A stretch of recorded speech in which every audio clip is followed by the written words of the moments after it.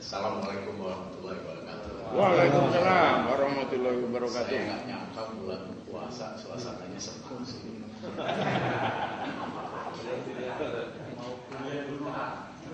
Hati boleh panas, tapi otak dingin. Nah, memang kita sekarang di persimpangan jalan bangsa kita.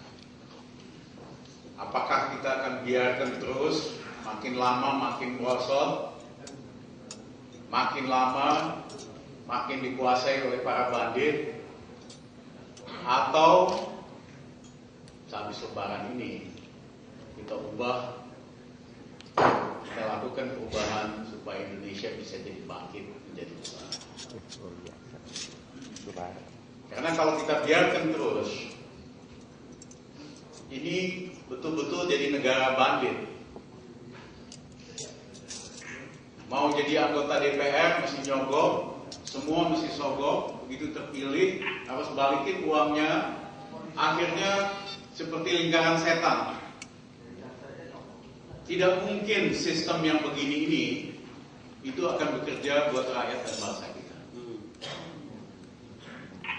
Dan juga adalah mimpi kalau kita harapkan perubahan itu akan datang dari gedung parlemen, gedung DPR, karena mereka merupakan bagian dari masalah. Sama mimpinya kalau kita harapkan perubahan itu akan datang dari pemerintah, karena mereka bagian dari masalah. Saya nggak kebayang bingungnya Presiden SBY. Kalau Nasruddin nyanyi terus, Anas harus dipecat, Johnny Allen harus dipecat, lain-lain. Nah, nanti kalau dipecat nyanyi lagi kayak Nasruddin, kayak apa jadinya? Itu yang membuat dia bingung. Banyak apa yang terjadi ini sifatnya bukan politik seperti biasa, tapi adalah tindakan-tindakan kriminal. Kasus Senturi itu kasus kriminal. Kasus kekalahan Khofifah di Jawa Timur itu kriminal. Karena pelaku-pelaku utamanya datang semua sama saya 2 bulan yang lalu cerita apa yang sesungguhnya terjadi. Kasus manipulasi DPT, rekayasa IT komputer, itu semua kriminal. By design. Kasus Antasari itu kriminal.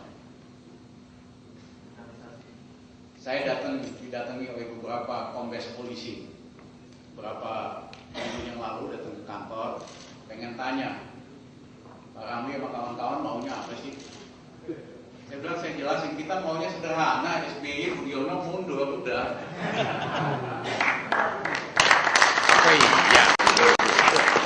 Tetapi saya minta polisi harus, dan jangan sampai ikut kapal yang tenggelam.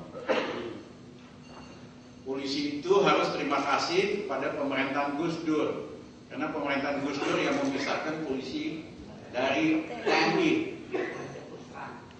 Ya, ternyata polisi ini lupa diri, makin lama makin jumawa. Saya aja direkayasa mau ditangkap tahun 2008. Saya bilang jangan lupa budi polisi sama pemerintah Gus Dur. Yang kedua, polisi memang wajib kalau terjadi sesuatu menjaga jangan sampai ada konflik antara yang ingin perubahan dan yang ingin mendukung status quo. Tugas utama. Yang kedua, menjaga keamanan keluarga SBY. Tetapi sama sekali tidak wajib menjaga kekuasaan SBY. Kalau itu yang dilakukan, polisi main politik. Dan nanti jika ada perubahan, kami semua ingin mengusulkan kalau polisi main politik, kami ingin mengusulkan polisi cukup di bawah gubernur jadi satpam aja.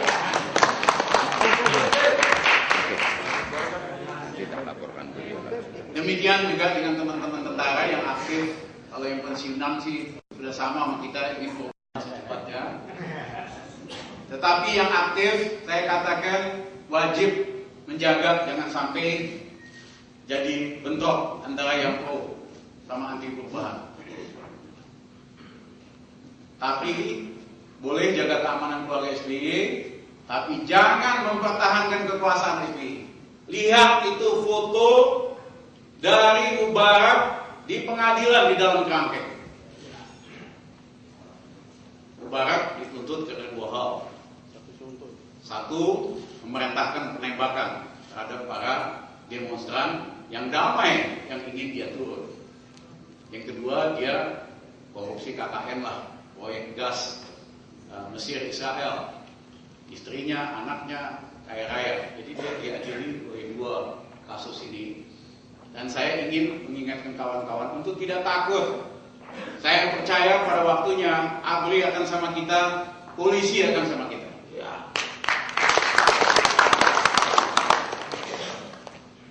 Saya ingatkan para jenderal polisi, kombes polisi, ikutilah jejak Marinir pada tahun 1998.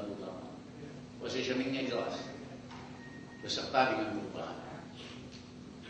Karena kita tidak ingin perubahan seperti tahun 98, di mana korbannya banyak sekali. Rakyat diadu. Itulah sejak semula kita bersama-sama tokoh agama. Saya katakan kepada tokoh-tokoh agama, hari ini tidak ada tokoh agama sehebat Gus Dur. Tidak ada juga yang sehebat Kardinal Sim di Filipina. Tapi kalau semuanya kompak, ini akan lebih dahsyat dari Kardinal Sim. Saudara-saudara, di satu pertemuan saya tur di beberapa kota di Medan, di depan ratusan dosen dan mahasiswa, saya katakan saya betul-betul berharap dengan sungguh-sungguh untuk kebaikan semuanya agar SBY dan Budiono mundur setelah Lebaran. Itu merupakan sumbangan dia paling besar terhadap demokrasi. Tetapi seandainya beliau mau mundur baik-baik, kita akan telepon Hillary Clinton supaya mempersiapkan pesawat khusus supaya beliau dan keluarganya bisa dibawa ke Hawaii, pensiun di Hawaii sama dengan nasib dari diktator Marcos.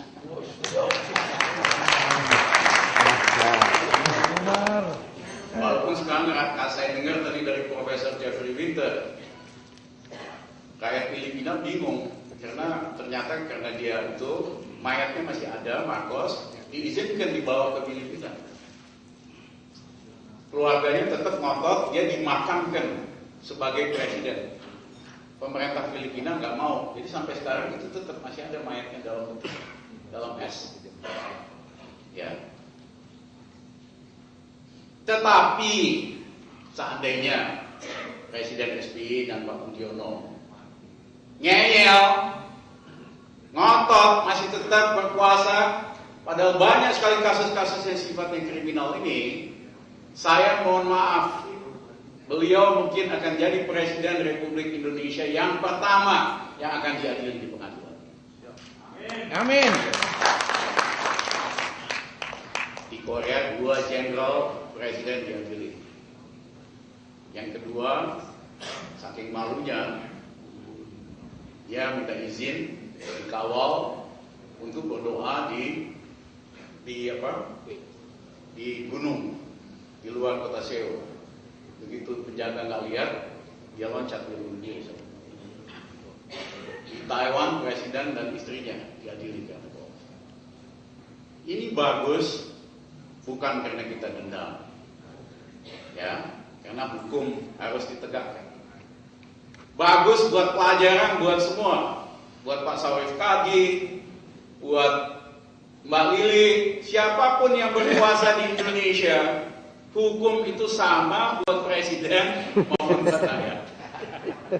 Ya, jangan sampai seorang presiden bisa seenak-enaknya melakukan tindakan yang tidak pantas, yang kriminal, dan bisa lolos begitu aja. Supaya bangsa kita bisa loncat satu level ke atas.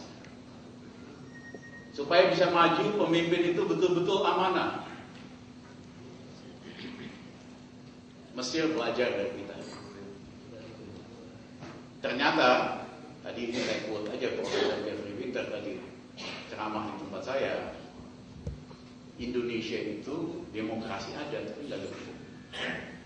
Ekstrem yang lain, Singapura, demokrasi nggak ada, tapi hukum ada. Mesir belajar dari pengalaman Indonesia, dia mau adili Mubarak supaya kasih contoh sama yang lain-lainnya. Jadi pejabat, jadi birokrat, tugasnya ngeladenin rakyat. Tugasnya bukan untuk memperkaya diri sendiri atau kelompok. Nah, kita berikan dulu kesempatan. Memang waktu kita ngomong jadwal, banyak teman-teman yang bilang bulan puasa aja, kemerdekaan Republik Indonesia bulan puasa kok. Hari ini nih kemerdekaan Republik Indonesia. Secara itu ya, 9, ya kan? Tapi saya bilang beda, mentalnya pemuda kita dengan mental pemuda tahun 45 agak beda. Tapi kita juga harus berbaik hati. Jadi saya sampaikan kepada juru bicara Presiden Daniel Spariga lewat radio, tolong sampaikan sama Pak Presiden pesan saya, ya kan, Lebaran yang betul, bulan puasa yang betul, pada waktunya minta maaf kepada rakyat Indonesia, karena setelah itu akan terjadi perubahan yang besar. Saudara-saudara, waktu Gus Dur jadi presiden tahun 2001, dia katakan harus dibikin poros Beijing, New Delhi sama Jakarta. Pada waktu itu banyak yang melecehkan Gus Dur. Gus Dur asal ngomong aja nih, asal ngomong aja. Banyak orang yang menganggap Gus Dur karena dianggap orang buta. Tapi Gus Dur matanya buta, hatinya nggak pernah buta, telinganya nggak pernah. Dan ternyata sekarang semua ahli mengakui bahwa abad ke-21 ini adalah abadnya Asia. Abad ke-19 adalah abadnya Inggris. Karena Inggris, British, rule the world by rule the sea. By ruling the sea. Abad ke-20 adalah abadnya Amerika. Karena kekuasaan ekonomi dan angkatan bersenjata. Abad ke-21 adalah abadnya Asia. Nah, di Asia baru raksasa Cina yang bangkit, baru raksasa India yang bangkit.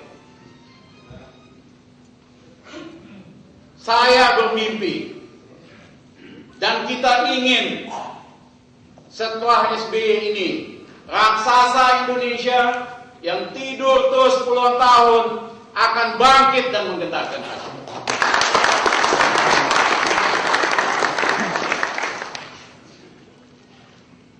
Abad ke-21 akan dikuasai oleh Asia, oleh Cina, India, Indonesia, United Korea. Kemungkinan akan gabung Korea dalam 10 tahun yang akan datang. Kemudian Jepang. Saya ingin, kita semua ingin Indonesia merupakan bagian yang menggetarkan dunia. Oleh kereta itu saya bangga sekali 2 hari yang lalu ketemu dengan, datang ke rumah saudara Sabar. Kakinya cacat hanya satu kaki. Tapi mentalnya luar biasa. Dia naik ke Gunung Kartens di Papua, naik gunung di Bromo, pemenang panjat se-Asia di Seoul. 2 hari yang lalu dia berangkat ke Rusia karena mau menaklukkan Gunung Elbrus 5.600 meter dan akan menancapkan bendera Republik Indonesia di Gunung Elbrus pada tanggal 17 Agustus. Sehabis itu nanti dia akan ke Kalimanjaro bulan Oktober.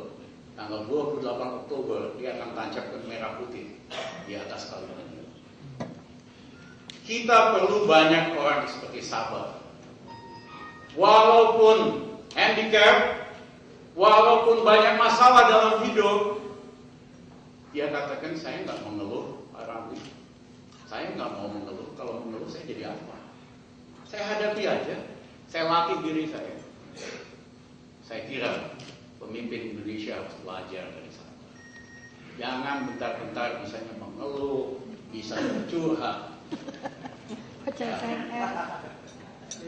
Kalau banyak orang seperti Sabang di dalam berbagai bidang, bangsa ini akan jadi bangsa yang paling besar dan paling hebat di Asia. Saudara-saudara, kita tidak ingin hanya ganti SBY Budiono, itu kecil.